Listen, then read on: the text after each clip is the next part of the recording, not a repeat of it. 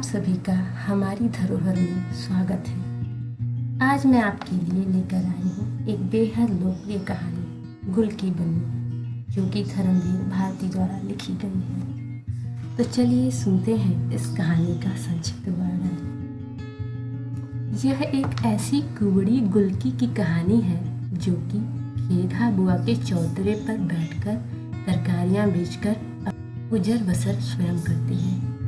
उसके पिता की मृत्यु के पश्चात से वह अकेली ही रहती है।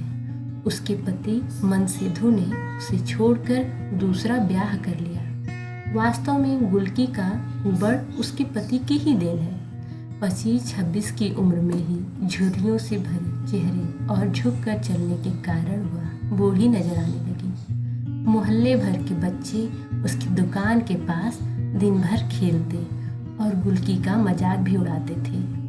इन्हीं बच्चों में मिरवा और उसकी छोटी बहन मटकी भी खेला करते थे। वे जानकी उस्ताद के बच्चे थे जो कि किसी रोग के कारण गल गल कर मरे थे। उनके ये दो बच्चे भी विकलांग और विक्षिप्त तथा रोगग्रस्त पैदा हुए थे। मिरवा को गाना अच्छा लगता था, इसलिए वह गुलकी की दुकान के पास बैठकर तुम्हें बच याद कलते अम छनम तेली कचम जैसे गाने गाया करता था और उसकी बहन गुलकी से कुछ न कुछ खाने के लिए ले लिया करती थी। उस महफिल में झबरी कुतिया भी शामिल रहती थी। सत्ती कभी कभी गुलकी से मिलने आती थी। उससे सभी बच्चे बहुत डरते थे क्योंकि उसके पास एक छुरी भी रहती थी। घेघा बुआ से झगड़ा होने पर गुलकी को उनका चौतरा भी छोड़ना पड़ा।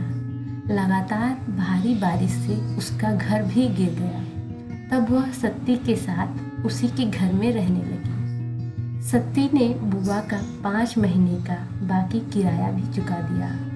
उसने मनसेधु के वापस लौटने पर गुलकी को लाख मना किया कि वह उसके साथ न जाए, किंतु गुलकी के लिए पति का साथ और घर ही सब कुछ था, अतः वह न मानी। जिस पति के लौटने पर वह इतनी खुश थी, वह उसे अपनी नई बीवी तथा उसके बच्चे की देखभाल के लिए लेने आया था। जब गुलकी ससुराल चली गई तब मिरवा विदाई गीत गाने लगा।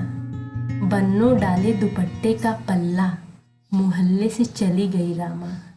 इसमें साथ दिया मटकी ने, बन्नो तली गई लामा, बन्नो तली गई लामा, बन्नो तली गई लामा। धन्यवाद।